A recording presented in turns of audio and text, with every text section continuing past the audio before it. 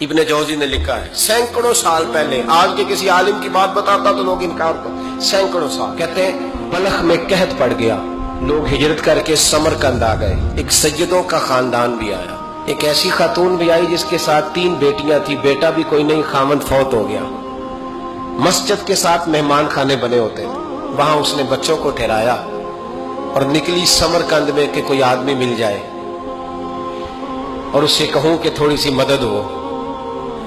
وہ چلتے چلتی ایک سیٹھ کے پاس، رئیس کے پاس پہنچی۔ جن لوگوں کے پاس دولت آتی ہے نا، وہ کئی دفعہ سخت جملے کہنے لگتے ہیں جو اللہ کو پسند نہیں آتے۔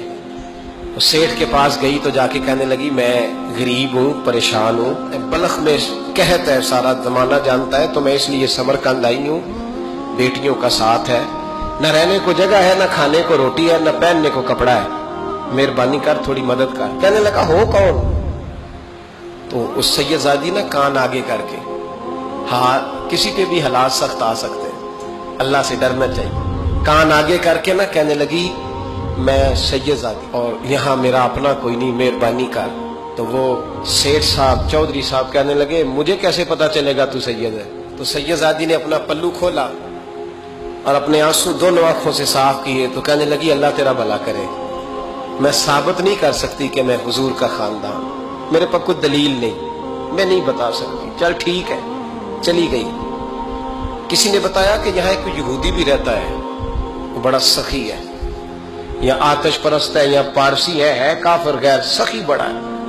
اس کے پاس گئی، بیٹھی رہی، لوگ بیٹھے تھے، جب چلے گئے تو قریب گئی، کہنے لگی مجبور ہوں، پریشان ہوں، غریب نہیں ہوں۔ کہنے لگا بی بی تجھے کبھی دیکھا نہیں، سمرقند کی اتنی آبادی نہیں، میں سارے شہر، تو کون ہے؟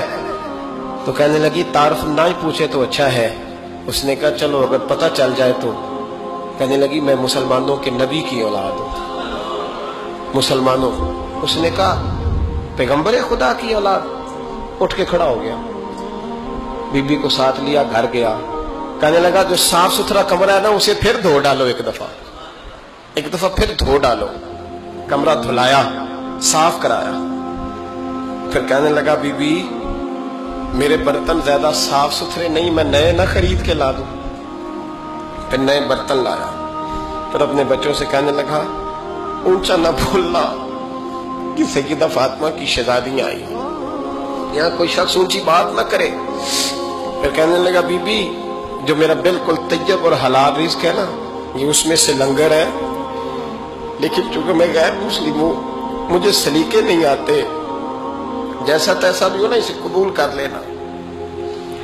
خاتون کو کہنے لگا یہ گھر ہے، جب تک جی چاہے یہاں رہنا، اور دیکھنا ہو سکے تو رات اپنے نبی سے سفارش کرنا، میرا بھی کوئی مسئلہ، میری بھی کوئی قبولیت کہیں ہو جائے۔ وہ مسلمان کہلانے والا رات کو سویا، کہتے جنت سجی ہوئی ہے، لوگ جنت میں جا رہے ہیں، لائنیں لگی ہوئی ہیں، نبی پاک لوگوں کو جنت میں بھیج رہے ہیں، میں بھی دوڑ کے لائن میں لگ گیا، فرشتے نے میرا بازو پکڑا، کا پیچھے ہٹ، تو میں دوڑ کے حضور کی بارگاہ میں گیا، میں حضور سارے جنت میں جا رہے ہیں، یہ مجھے نہیں جانے دیتا۔ نبی پاک نے فرمایا تو کون ہے؟ کہ یا رسول اللہ میں مسلمان ہوں۔ کہتے حضور مجھ سے فرمانے لگے کوئی دلیل ہے تیرے پاس؟ دلیل ہے کوئی تیرے پاس؟ میں چپ کر گیا۔ فرمایا میری بیٹی تیرے دروازے پر آ ہی گئی تھی تو دلیلیں پوچھنے لگ گیا تھا۔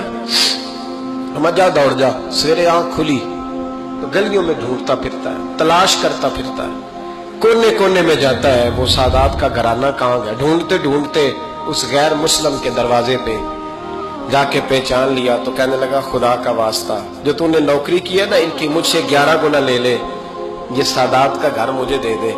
تو کہنے لگا کل تو آتا تو شاید بات اور ہوتی، آج بات اور ہے۔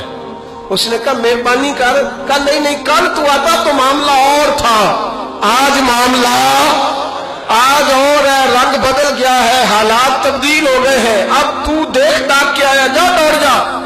کہنے لگا نہیں مہربانی کر، دے دے، تو غیر مسلم میں تیرا کیا تعلق؟ کہنے لگا چپ کر، غیر مسلم میں کل تک تھا، کل سے سجدوں سے پیار کیا ہے تو میرے حالات سنور گئے ہیں، وہ جو نظارے تو نے رات خواب میں دیکھے ہیں میں نے جاگتی آنکھوں سے دیکھے ہیں، میں نے جاگتی آنکھوں سے، اور تو نے کسی مفتی پیر عالم کے ہاتھ پہ کلمہ پڑھا ہے، میں نے رات محمد عربی کے ہاتھ پہ کلمہ پڑھا، رسول اللہ کے ہاتھ پہ کلمہ پڑھا۔